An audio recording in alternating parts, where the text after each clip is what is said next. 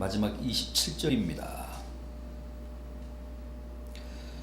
그 제자에게 이르시되 보라 내 어머니라 하신대 그때부터 그 제자가 자기 집에 모시니라.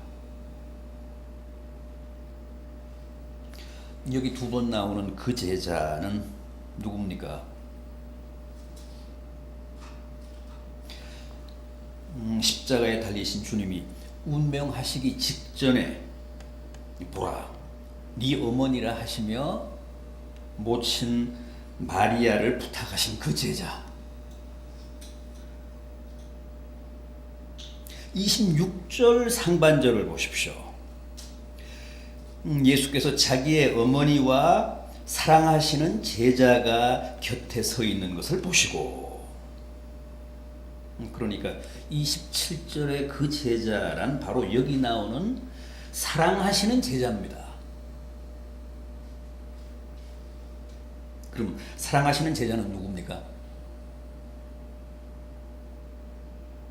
누군데?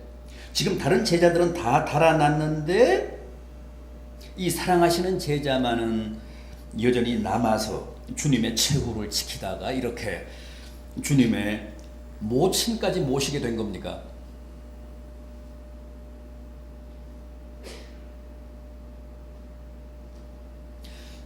이 요한복음 13장에 나오는 최후의 만찬 장면도 한번 보겠습니다. 요한복음 13장 21절 이하 171면입니다. 요한복음 13장 21절 이하 25절까지 제가 읽겠습니다. 예수께서 이 말씀을 하시고 심령이 괴로워 증언하여 이르시되 내가 진실로 너희에게 이르노니 너희 중 하나가 나를 팔리라 하시니 제자들이 서로 보며 누구에게 대하여 말씀하시는지 의심하더라. 예수의 제자 중 하나 곧 그 사랑하시는 자가 예수의 품에 의지하여 누웠는지라. 시몬 베드로가 머릿짓을 하여 말하되 말씀하신 자가 누구인지 말하라 하니 그가 예수의 가슴에 그대로 의지하여 말하되 주여 누구니이까. 여기 23절을 보면 그가 사랑하시는 자가 이 최후의 만찬석상에서 아예 주님 품에 누웠다고 합니다. 유대인들도 식사하는 자세가 이렇습니다. 반듯하게 앉아서 하는 게 아니고 뭐 그리스 사람들이나 로마 사람들처럼 왼쪽으로 비스듬히 이렇게 누워서 오른손으로 식사를 했습니다.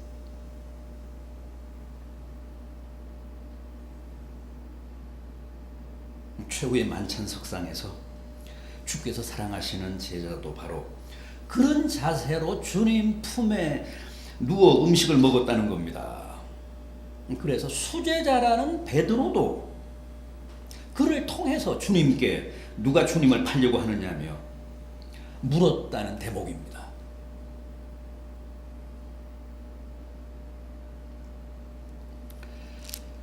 자, 늘 이렇게 누구보다도 주님 가까이에 있었고 또 제자들 가운데서 유일하게 주님의 마지막 순간을 지켰던 그 제자 누구라고요?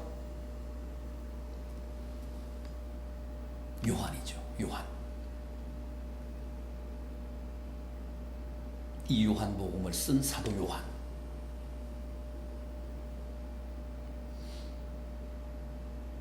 요한이 이 요한복음을 쓰면서 자기 이름 대신에 주께서 사랑하시는 제자라는 호칭을 사용한 겁니다. 그러니까 주께서 사랑하시는 제자라는 칭호는 남이 지어준, 남이 붙여준 별명이 아니라 자기 스스로 붙인 호입니다. 자호 같은 겁니다. 전에는 우리 선배들도 우리 조상들도 호를 많이 썼잖아요. 자호, 백범, 김구, 월남, 이상재, 춘원, 이광수 뭐 도산 안창호, 남강 이승훈, 육당 최남선, 퇴계 이황, 이렇게 호를 많이 붙였습니다. 왜 그랬을까요? 본래 자기 이름은 부모가 지어준 거잖아요. 부모가 무슨 오행이나 사주나 또 학렬 같은 걸 따져서 붙여준 이름인데, 자호는 자기가 붙인 칭호입니다. 자신의 신념이나 뭐 취향이나 인생관이나 우주관을 담아서 스스로 자기에게 붙인 칭호. 그래서 자신을 더 잘 나타낼 수 있는 이름이 소위 자호입니다. 주께서 사랑하시는 제자라는 호칭도 요한이 자기에게 스스로 붙인 일종의 자호 같은 겁니다.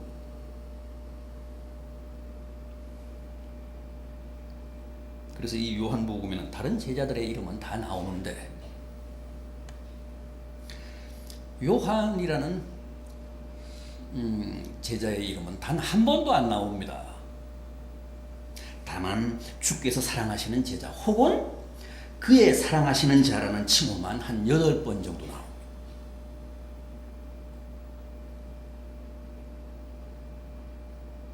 그렇다면 요한은 왜 굳이 본명보다 이렇게 주께서 사랑하시는 제자라는 자호를 더 선호하면서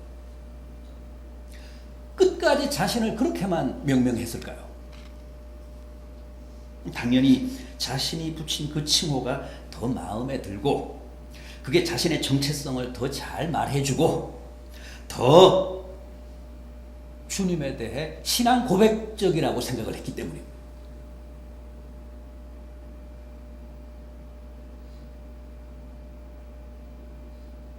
그런데 요한에게는 이렇게 자기가 붙인 주께서 사랑하시는 제자라는 호칭 외에도 또 남이 붙여준, 우리가 붙여준 별명도 있습니다. 그건 뭡니까? 사랑의 사도. 사랑의 사도. 요한이 왜 사랑의 사도입니까? 정말 그는 사랑이 충만한 사람이었기 때문입니다. 요한은 신구약을 통틀어서 유일하게 하나님을 사랑이라고 정의한 사람입니다. 사랑이라고 규정한 사람입니다. 그가 쓴 요한 1서 4장 8절과 4장 16절에서 두 차례나 하나님은 사랑이라고 정의했습니다. 또 말년에는 소아시아 에베소에서 목회를 했는데 제자들이 들것에다가 그를 태워서 교회 강단 높은 의자에 앉혀주면 늘 소자들아 서로 사랑하라 그 말만 되풀이했다고 합니다. 그런데도 100세 가까이 된 그 노사도에 꺼져가는 외마디에 교회가 온통 눈물바다가 되곤 했다는 기록이 전해지고 있습니다.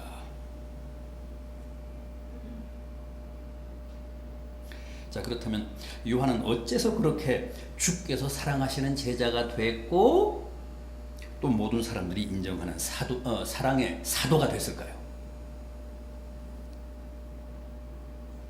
무엇보다도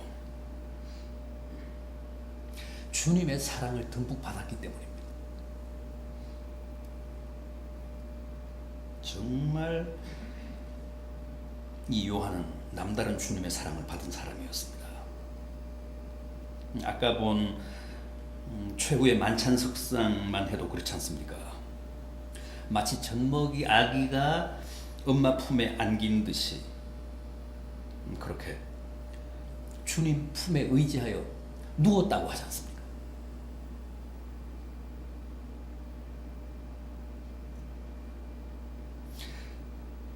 이 요한이 쓴 요한 1서 4장 10절을 보면 이런 말씀도 있습니다. 사랑은 여기 있으니 우리가 하나님을 사랑한 것이 아니요 하나님이 우리를 사랑하신 것이라. 또 4장 19절을 보면 우리가 사랑함은 그가 먼저 우리를 사랑하셨습니다. 이게 바로 그가 사랑의 사도가 된 비밀입니다.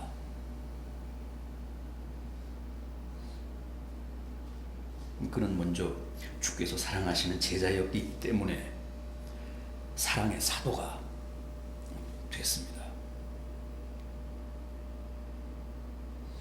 사실 요한도 처음부터 그렇게 사랑의 사람이었던 것은 아닙니다. 사랑은커녕 오히려 과격하고 성질도 급하고 아주 호전적인 인물이었습니다. 한 번은 주님이 제자들과 함께 사마리아 지방을 통과하시는데 그 지역 사람들이 길을 막고 지나가지 못하게 했습니다. 그러자 요한과 그의 형제 야고보가 흥분해서 주님께 뭐라고 제안했습니까?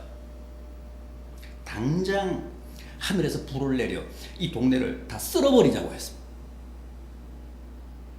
얼마나 과격합니까? 그때 주님이 지어주신 별명이 바로 보아너게입니다. 보아너게 무슨 뜻이죠? 우레의 아들이라는 뜻입니다. 성격이 얼마나 버럭이고 충동적이었으면 주님이 그런 별명을 다 지어주셨겠습니까? 그랬던 사람이 후에는 사랑의 사도가 됐습니다. 그동안 주님의 사랑을 듬뿍 받았기 때문입니다. 사람은 누구나 그렇습니다. 먼저 사랑을 받아야 자기도 남을 사랑할 수 있습니다. 먼저 자기가 배워야 남을 가르칠 수 있잖아요. 자기가 먼저 얻고 누려야 남에게 베풀 수 있습니다. 부모가 자녀들을 많이 사랑해야 하는 이유도 그래야 내 자식도 남을 사랑할 수 있기 때문입니다. 요즘 발생하는 우리 사회의 끔찍한 사건들은 그 원인을 분석해보면 다 사랑의 결핍에서 온 범죄들입니다. 사랑을 받지 못한 채 성장해서 마음과 정서가 삐뚤어졌고 인간성이 황폐해진 것. 당신은 사랑받기 위해 태어난 사람이라는 복음성가처럼 사람은 누구나 듬뿍 사랑을 받으며 성장해야 비로소 사람이 되는데 그렇지 못하면 결국은 사람이 아니라 괴물이 되고 우리 사회의 흉기가 되는 것. 언젠가는 사단을 냅니다.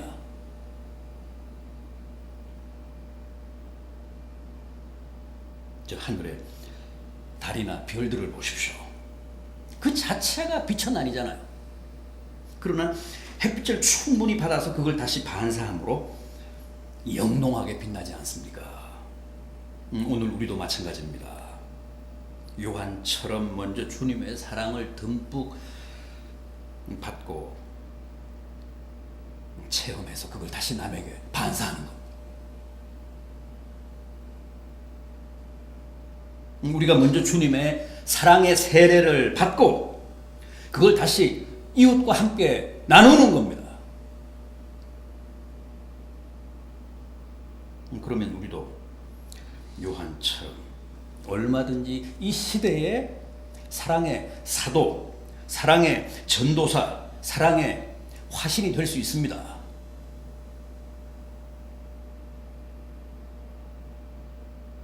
다음 요한이 사랑의 사도가 될 수 있었던 것은 늘 주님 사랑에 대한 채무자 의식으로, 빚진 자 의식으로 살았기 때문입니다.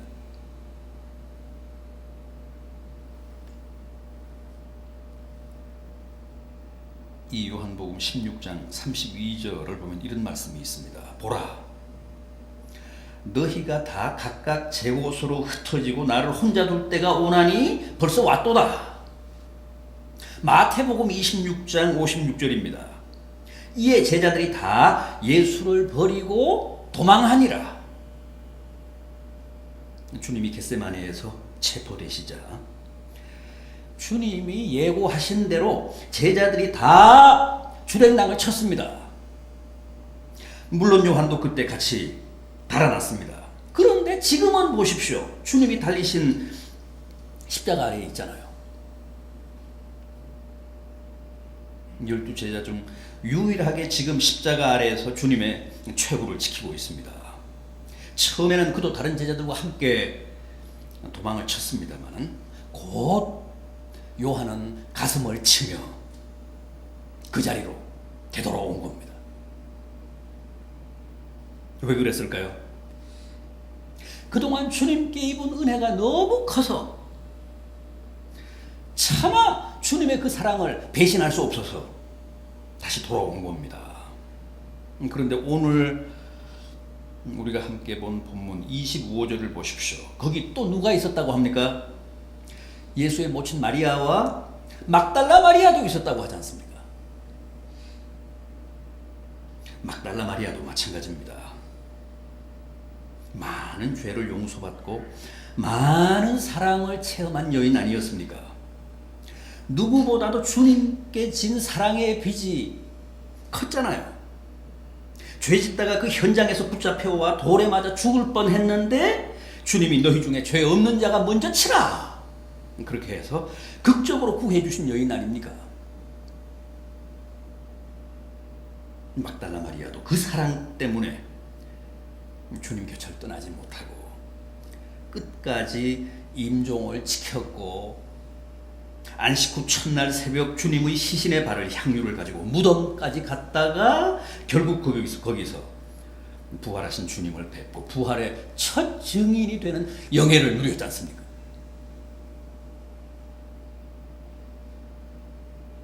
이들은 다 주님의 사랑에 대한 남다른 채무자의식을 가졌기 때문에 그렇게 사랑의 사람들이 될 수 있었습니다. 바울, 어거스틴, 프랜시스 그런 사람들, 그런 성자들도 다 주님의 큰 사랑을 입은 사람들이었고 주님 사랑에 대한 빚진 자 의식에 투철한 사람들이었습니다. 그래서 하나같이 나도 주님의 그 사랑에 조금이나마 이바지하겠다는 그런 신념으로 산 사람들입니다. 오늘 우리도 마찬가지입니다. 우리는 다 주님께 도저히 갚을 수 없는 큰 사랑의 빚을 진 사람들입니다. 우리의 천문학적인 죄값을 주님이 당신의 피를 바쳐 대신 갚아주시지 않았습니까? 당신이 대신 죽으심으로 우리를 살려주시지 않았습니까? 세상에 이보다 더 큰 은혜, 이보다 더 큰 사랑이 또 어디에 있겠습니까? 그렇지 않습니까? 반드시 내가 죽을 수밖에 없는 상황인데 어떤 사람이 나를 살려주고 자기가 대신 죽었다면 여러분들은 어떻게 하시겠습니까?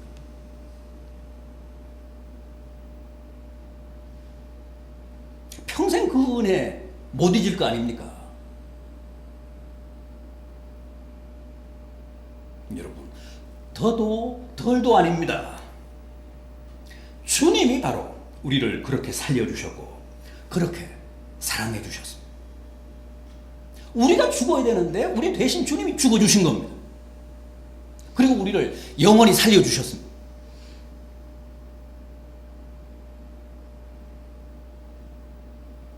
따라서 우리는 늘 주님의 그 사랑에 빚진 자가 되어 조금이라도 그 빚을 갚겠다는 심정으로 살아야 옳고 또 마땅하다는 겁니다. 요한도 바로 그런 마음으로 그런 자세로 살았기 때문에 끝까지 사랑의 사도가 될 수 있었습니다. 또 있습니다. 요한은 주님이 사랑하신 사람들을 자기도 열심히 사랑함으로써 사랑의 사도가 될 수 있었습니다. 오늘 본문 마지막 27절을 다시 한번 보십시오. 그 제자에게 이르시되 보라 네 어머니라 하신대 그때부터 그 제자가 자기 집에 모시니라. 요한은 주님이 십자가상에서 모친 마리아를 부탁하신 그 순간부터 평생 마리아를 자기의 어머니로 생각하며 모셨습니다. 후에 팔레스틴을 떠나 소아시아 에베소로 가서 목회할 때도 마리아를 모시고 갔습니다. 지금도 터키 에베소에는 요한뿐 아니라 마리아와 관련된 여러 유적지와 성지가 있습니다. 그때 요한이 마리아를 모시고 갔기 때문입니다. 자, 그렇다면 요한이 자기 친어머니도 아닌 마리아를 그렇게까지 지극정성으로 모시며 끝까지 사랑하고 효를 다한 이유가 뭘까요? 마리아야말로 주님이 지극히 사랑하셨던 육신의 어머니였기 때문입니다. 여러분, 우리가 정말 주님을 사랑한다면 주님이 사랑하시는 사람들을 나도 진심으로 사랑할 수 있어야 합니다.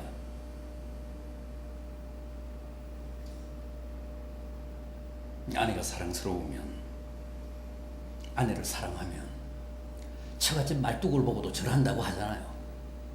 우리 옛말에도. 남편을 정말 사랑한다면 시자 붙은 사람들을 다 사랑할 수 있어야 합니다. 그래야 그게 진정한 사랑입니다. 주님을 사랑한다고 하면서도 주님이 사랑하시는 사람들을 나는 사랑하지 못한다면 그게 어찌 진실한 사랑이겠습니까? 주님은 용서하시고 사랑하셨지만 나는 죽어도 그들을 사랑하지 못하겠습니다. 그게 말이 됩니까? 말이 안 되잖아요. 제 정서로는 참 용납이 안 되지만 그래도 주님이 용서하시고 사랑하신 사람들이니까 저도 힘껏 사랑하며 살겠습니다. 저를 도와주세요. 그게 맞잖아요.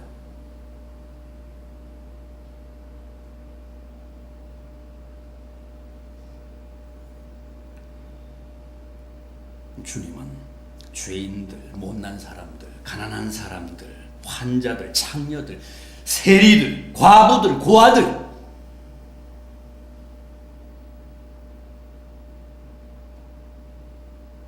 그들을 진심으로 사랑하시고 또 용서하시고 넓은 가슴으로 다 받아주셨습니다. 따라서 우리도 그런 사람들을 사랑하고 동정하고 용서하고 돕고 포용해야 합니다. 요한 1서 4장 20절입니다. 보는 바 그 형제를 사랑하지 못하는 자는 보지 못하는 바 하나님을 사랑할 수 없느니라. 요한의 말입니다. 요한의 교훈입니다. 얼마나 명쾌한 정답입니까?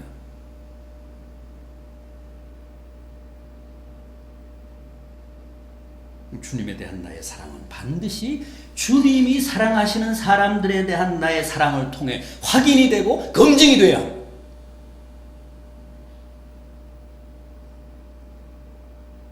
주님은 요한에게 보라, 네 어머니라 그러셨습니다. 그렇습니다. 주님이 사랑하시는 사람들이 다 우리의 어머니고 우리의 아버지고 우리의 형제들입니다.